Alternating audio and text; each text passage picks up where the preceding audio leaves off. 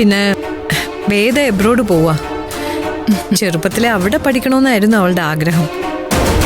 പിന്നെ ഞങ്ങളെ പിരിഞ്ഞിരിക്കാൻ പറ്റാത്തോണ്ട് നേരത്തെ വിട്ടില്ലെന്നേ ഉള്ളൂ.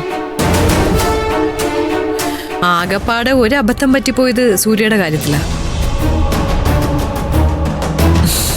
അത് പിന്നെ എങ്ങനെയാ, ചിലർ ചില കാര്യങ്ങൾ തീരുമാനിച്ചിറങ്ങിയാ നമുക്ക് പിന്നെ അത് തടയാൻ പറ്റില്ലല്ലോ.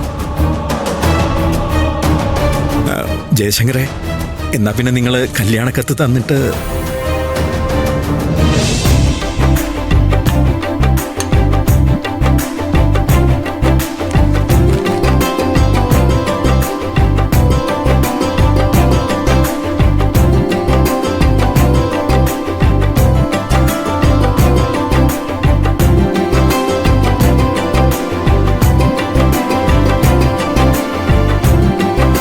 കാര്യങ്ങളൊക്കെ നിങ്ങൾ നന്നായി അറേഞ്ച് ചെയ്തിട്ടുണ്ടാവും എന്നറിയാം.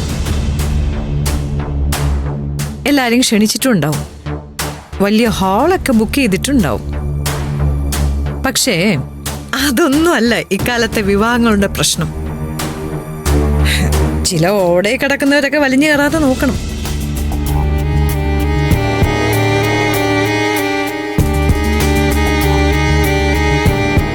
അല്ല, ഞാൻ എൻ്റെ അനുഭവം കൊണ്ട് പറഞ്ഞതാ.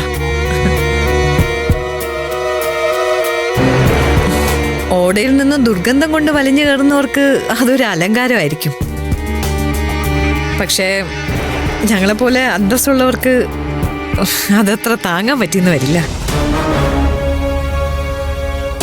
തലവേനെടുത്ത് കിടക്കുന്നിടത്ത് നിന്ന് എഴുന്നേറ്റ് വന്നേ.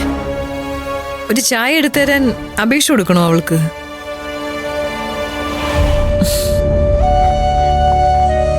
എന്താടി, ഒരു ചായ എടുക്കാൻ ബുദ്ധിമുട്ടുണ്ടോ നിനക്ക്? ഇല്ല മാഡം.